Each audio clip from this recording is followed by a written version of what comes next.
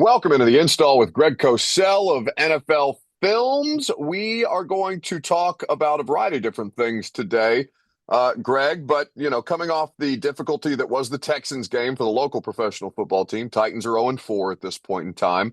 The Colts and Jags at 3-1. I'd be curious to get your thoughts on them later in the podcast, but right now, Sure. it's about the development of the young quarterback and making sure that he doesn't get into bad habits. And that's the thing that we're not there yet. 4 games is not a large enough sample size to talk about regression. But I wonder, Greg, when you watch him or when you've watched him to this point, what you're seeing potentially that he has to be cautious of and that the staff has to be cautious of. And I think that's the biggest concern with a young quarterback in an offense where the O-line is just not playing at the necessary level. And quite frankly, there's not a lot of clean looks and clean reads for him that have shown up on tape through 4 games.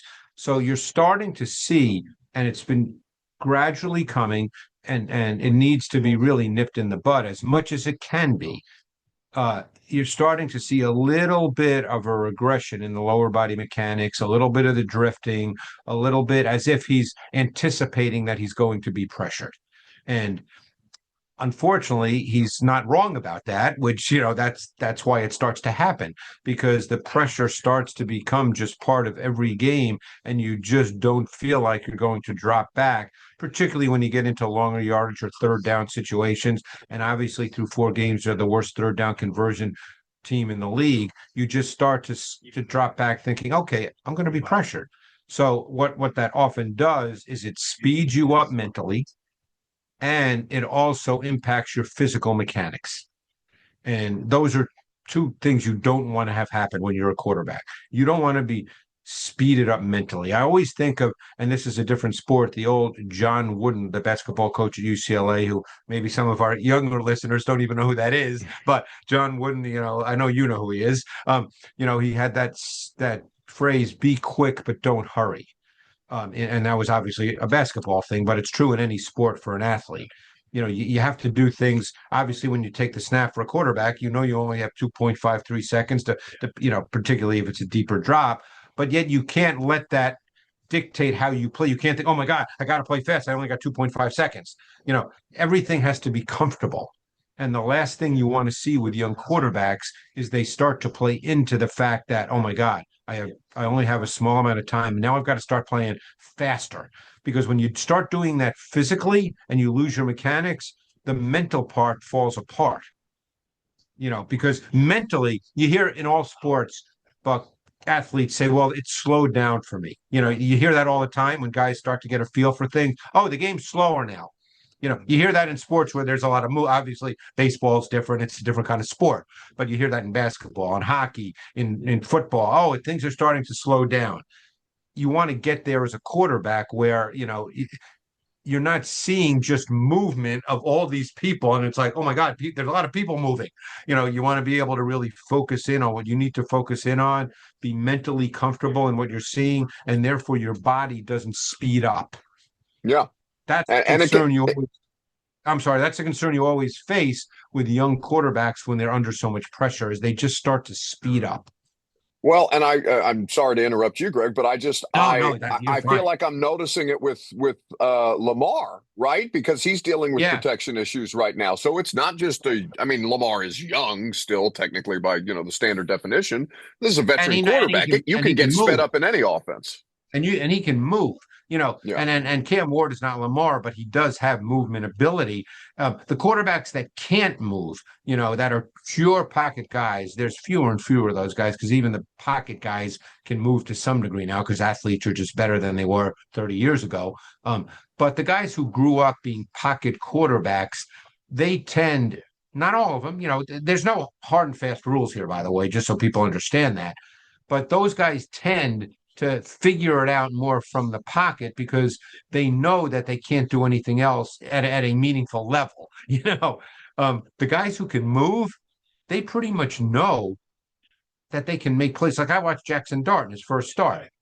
As far as playing the position, the way we think about playing the position and the way it's coached, he wasn't very good at all. but he moved and he made plays with his legs because he knows he can do that. And he's probably always been able to do that from the time he picked up a football and played quarterback at 10 years old or whatever age he was. A Tom Brady type. Okay. That guy knows he can't move. So from the time he started playing, he was always thinking about how can I get the ball to someone else? So it's a whole different mindset of how you play the position. Absolutely. I think on Cam Ward's side of things, we'll talk briefly about Arizona here in just a second because it's an interesting defense that Jonathan Gannon It's a has. fascinating and a tough defense to play against because of some of the things they do. And you almost have to get into the weeds a little. And if we do, I'll try to explain it, as clearly as I can, because you almost have to see it. But they do some different things. Yeah, I'm looking forward to seeing. This is not going to be a high-powered offensive game. I think that I'm getting ready to go witness in Arizona here this Probably weekend, on given either the side. injuries for the Cardinals. Yeah, that's for Yeah, either yeah, side. It's going to yeah. be curious to see. But before we do transition to Arizona, Greg, I wanted to ask you about the Titans defense because people see the score and you watch the game Right. and you're looking for touchdowns as a fan. You're looking for the exciting big plays, but the defense in this game for the Titans, I know Houston's not world beaters on offense right now, and they got issues of their own. But I wonder what you saw from not just the defense, but in particular what you're seeing from Jeffrey Simmons through the first month. Let me tell you something. I'm just going to say it this way. On Sundays, I watch Red Zone. So I'm not seeing every play of every game because then I watch the tape. So, I saw how the game progressed because, Red Zone shows, you know how each game goes. And all of a sudden, just on Sunday, it's like 6-0 late in the third quarter. And, I'm thinking to myself, okay, I've seen Houston all three of their games prior on offense, and I know that they're not playing well as an offense, but still, I would bet the 6-0 score, as far as the defense, surprised a lot of people at that point. And then obviously they ended up losing 26-0 when it kind of fell apart a little bit in the fourth quarter. But then I put the tape on, and I got to tell you, Buck, I thought the Titans defense played at a really high level. And what look, defense, you can notice on defense when guys are flying around. I mean, I'm not beyond the tactics, okay? You can notice, and they were flying around. And some individuals played at a really high level. We can talk about Jeffrey Simmons all day. The guy's played great through 4 games, but he was a dominant factor in this game. I thought Cedric Gray, right from the start, played really well in this game. I mean, you saw the quick trigger in the run game. He saw it and he hit gaps with burst and tenacity. He played with physicality, attacking and taking on blocks in the run game. He still needs work in the pass game. And in fact, later in the game, they took him out in some obvious passing situations and played some dime instead of staying nickel. That's the area that a lot of people thought he needed work in anyway when he came out of North Carolina. But I thought in the run game, he played really well. They played Jalen Armour Davis every snap at corner opposite Snead. I mean, just in terms of physical traits, he's far above Jarvis Brownlee. And I'm sure that's why the trade was made because they knew what they had with Armour Davis, and he played well. Wasn't challenged a lot, but I was watching him on almost every snap when he had a run with receivers, and he played well. But just the defense as a whole, I thought they played really, really well. And, it was a shame that the offense couldn't score. And then, of course, you had that long play, the 2nd and 32 to Collins for 37 yards. I guess only Snead can tell you what his thought process was. Maybe he was expecting an in-breaking route because he kind of stopped his feet and then Collins ran right by him. I can't tell you what was in his head, Buck. And that's the stuff I don't know. But I mean, so I can't speak to that. But obviously he got beat, and then, the touchdown to Higgins later in the game, it was a slot fade and they were playing man and they had Hooker on him. That's just the way it matched up. And you had Hooker on a wide receiver. Safeties get beat by wide receivers in this league sometimes. That happens. But the fourth quarter, obviously it did fall apart a little bit, but for 3+ quarters, I thought it was a really, really strong defensive performance. Yeah, and it's just the margin for error, Greg, is non-existent when you Yeah, don't score. It's not just and I hope people understand that. It just gets hard because every play gets magnified. Like let's say, look, obviously that Snead giving up the 37-yarder, we know it quote unquote can happen. But let's say they were winning the game at that point, 17-7. Just let's then yeah, it's still not a good play, but you don't go, oh my God, that's just horrible. I mean, you're 100% right. When there's no margin for error, every play gets magnified. Every bad play gets magnified. God knows we've talked enough about the Titans in Yeah. that specific context in these last couple of years. So now let's talk about Arizona. Titans and Arizona don't see each other very often. In No, fact, it's been since 2021, I think, when Kyler Murray and the Cardinals came to Nissan Stadium and put on a bit of a performance. Chandler Jones had like a five-sack day I uh, remember in that that. Believe in it or that not. game. Yeah. Taylor Lewan still remembers that game for a variety of different reasons. But things have changed, coordinators have Well, changed, the now that he's a big offense has star, now that changed. he's a big star on ESPN, he probably is not thinking about that too much. I don't know. I think it still haunts him a little bit, Greg. I talked to him enough. I think he still thinks about it. Gets brought up to him on the internet enough, God knows. Right, But right, right. with Kyler Murray, he and again untrained eye, which is why we talk to the trained professionals around here. I don't know what Kyler Murray is as a quarterback, and he is significantly into his NFL career. Now, I know that there are some things that he does well and some things that you're still looking for improvement on as he, Yeah. gets more time in this system. But I wonder what your evaluation of him in this specific offense has been. Murray has always been a very difficult evaluation for me. Now, let's remember one thing that any given day, he can make special plays. You never know when that's going to be. It could be this Sunday.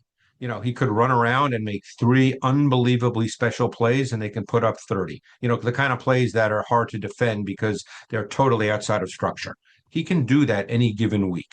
Okay. So let's start there. But if those don't happen, and again, you can't count on those plays, as you know, Buck. You can't go into a game saying, just run around out there and see what happens, but he can do that. He obviously can do that. And you have to game plan in a way to minimize his ability to get out of the pocket in critical down and distance situations like the 3rd and 9s, so he doesn't then run for 20 yards. You've got a game plan for that without question.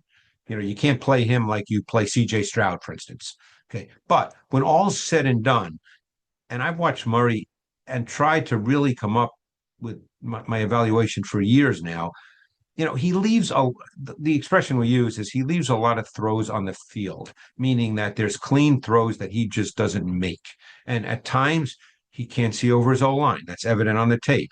Other times he's just too reactive to bodies that he perceives as pressure, but is really not pressure. But he's 5'10" and an eighth. So he sees that differently than a guy who's 6'3". And because of that, there's other times he drops his eyes and he breaks down and looks to run when he actually has space. So all these things show up pretty much every week. And at his core, he's not really a natural or a fine timing and anticipation thrower. So what he is a guy that any given week can make special plays. And if he does it in that week, boy, you can get beat and you can get beat badly. But you just don't know. You've got to really game plan to prevent him from doing those kinds of things. And he's going to have to do a lot more heavy lifting, right, Greg, with the situation around his ground game. Without obviously they just put Trey Benson on injured reserve, and of course James Yeah. Conner has already been shut down for the year, so they're down to I'm blanking on the third string running back's last name. Demercado is the first name. Mercado. Uh, Yeah. Yeah. I was not familiar with him until obviously the Cardinals injury situation became what it was. So it's a slog for both teams on offense right now, but we know that Kyler Murray still has that playmaking ability. Yeah. And ultimately, they need to be able to run the ball. Murray is not the kind of quarterback, in my view. And again, like I said, any given week, but he's not the kind of quarterback generally that you can just say, hey, you're the guy and everything starts with you. I'm not sure a lot of people, particularly on the East Coast, and we're in the East Coast, for the most part, uh, understood how good a player James Conner was and how Yep. important he was to that offense. And obviously he's gone. And I was really hoping I'd get a chance to see Trey Benson because I liked him coming out of college. And I was hoping he'd get that opportunity with Conner out for the season. But he's out now 4 to 6 weeks. Who knows if it ends up being a lost season or if he can get back, and who knows if they end up getting a waiver wire player or someone off the street. Who knows? But I think ultimately they need a run game for their offense to be truly efficient. Well, they have a defense that is a challenge It's a by any challenge. stretch of the imagination, and that will give them additional opportunities. But that's just the overarching theme, right, Greg? And in as much detail as you're comfortable getting into, what makes Jonathan Gannon's defense so challenging? Well, they do something that not many teams do, and it's really interesting watching them. And they started it a couple of years ago, and you actually see it more in college football. You see a couple of teams here and there do it, but what they do is when they're in nickel, they take their nickel slot corner and along with the two safeties, and actually Jalen Thompson's been playing slot corner due to injury. Garrett Williams has been out. I don't know what his status is, if he's still out or because he's their slot corner when he's healthy. But they've been playing Jalen Thompson at slot corner, and the second year player Taylor Demerson has been playing the other safety position with Buda Baker. But they take those three players, the slot corner and the two safeties, and they line them up in what we call a quarters structure, Buck, about 10 yards off the ball, you know, and they're all lined up there. So they're not lined like the slot is not over the slot receiver. It's 10 yards off the ball. They're pretty much next to one another, maybe 5 yards apart from one another, all three at 10 yards off the ball in quarter structure. And Buda Baker, 99.9% of the time, is in the middle of that. Okay. And you don't know one of those players enters into the run game as a run defender. And more often than not, it's Buddha, but you don't know. So when you run the ball for the offensive line, for who they should block, that player, they don't know who it is. And it's hard. It's just really, really difficult. And the other thing from that structure, you can go into any coverage concept, any coverage concept. So, if it's a passing situation or you want to throw it and Cam is at the line of scrimmage and he sees it, he really doesn't know until the ball snapped exactly what it's going to be. And that's makes it even harder because now he's got to figure that out on his drop. And again, tied into what we said at the beginning of this conversation, where everything for him is kind of getting sped up because, he's not real comfortable right now. That's going to make it even harder. This is an aside, but I'm so impressed with Calais Campbell. No matter what age he is, Oh, Greg, he's yeah. just ridiculous still and beyond the physical gifts that he has, he's still an impact player in that defense. I know he's Yes, not he playing as is. many snaps as he used to, but I mean, my God, this guy. You ever meet him in person? Yes, he's terrifying. I know. I met him at a Super Bowl years ago. It was actually in New Orleans at some event. He was there with his sister, who's also like 6 feet, but he's a great guy. I mean, besides the fact that he's huge, if you just talk to, I mean, he's a super guy. But I can't, how long he's played at this level, at that position, that's really impressive. Yeah, I would describe him as a friendly monster at this Yes, point. yes, yes. But of course, the NFL matchup show is going to be, it's always must watch. You can catch it on ESPN on Saturday mornings. You can catch it on demand on ESPN Plus. I set my DVR and I watch it after the fact. Greg, we have some fun games. Thursday night tonight is going to be a fun game. The NFC West is kind of crazy right now. And I know the Niners are kind of hanging on by a thread as far as their injury Yeah. report goes. And losing Nick Bosa is going to impact them down the stretch, certainly. But this Niners-Rams game, what are you most curious to see tonight when these two teams meet? Well, you nailed a couple of things there. The Niners last week against Jacksonville could generate no pass rush whatsoever. So I'm curious to see if Robert Saleh feels like he's got a pressure because he didn't really pressure last week against Jacksonville, and they didn't generate any at all with their four down. The other thing about the Niners, you know how it is. Everybody just wants to talk quarterback. So every week I get asked, well, what do you think of Brock Purdy this week? I kind of get tired of that. The guy's a good player. The reality is they can't run the ball, Yeah. which is surprising to a lot of people. They have not been able to run the ball this year. There's a stat yards before first contact, and McCaffrey's at the bottom of the league. He's getting contacted at the first level of the defense pretty much on every run, and it's just hard to run like that. The same's true of the Eagles, by the way. They can't run the ball either. Their O-line has not played well at all, and Barkley is getting contacted at the first level too. So, that's a much bigger issue than because Brock Purdy's not really an issue. And obviously tonight it's going to be Mac Jones. But that, the Rams are a good team. I mean, Stafford is Stafford. That defense, that front four, that is a really good. I mean, you guys know that. I mean, that's a really good front four. Jared Verse is insane right now. I mean, he was Yeah, he was a high level player in his rookie year last year, but I mean, he's just that bull rush, Greg. That he yeah, seems to yeah, have that seems yeah. to be his go to. Yeah, well, and sometimes they line him up as what's called a stand-up joker, and he had a bull rush as part of a stunt this week where he ran right at the center, Bortolini, and he just put him to the ground like he was a ninth grader. It's fun to watch. It sure as hell isn't fun to block. I No, can attest to that, having talked to some of the Titans offensive linemen. I don't know if this game, I'm going to assume this game is in the matchup show, Greg, but I'm just curious to know your thoughts on this Patriots game at it Buffalo is. this weekend. Are you doing a piece on it specifically, or do you have any just Oh yeah, no, overlying no, thoughts? we're actually doing a full segment on it because it's a really good game. Yeah. But and Buffalo, there's only two 4-0 teams. Buffalo is one of them. So um the thing that would surprise probably a lot of people about Buffalo because they have Josh Allen is they have the most rushing attempts and the most rushing yards in the league. And I think James Cook is second in the league in first down carries. So I mean they're a running football team. They stabilize their offense by running the football. And because Josh Allen can do Josh Allen things when demanded and they look special, people focus on that. But they are really a running football team first and foremost. And Drake May has played really well. And again, I always remind people that all we can talk about now is what we have now up to this point. I'm not making, I don't know what's going to happen Sunday. I don't know what's going to happen in a month. Right now, Drake May is playing well. He's been outstanding on third down. He's been outstanding versus pressure. There's a calmness to the way in which he plays. He's obviously very talented. You like the progression you see from Drake May right now. Yeah, it's I'm looking forward to that game. I'm looking forward to this entire slate. I mean, it's just been such a great season of matchups so far. The college games have been Oh yeah, unbelievably good as well.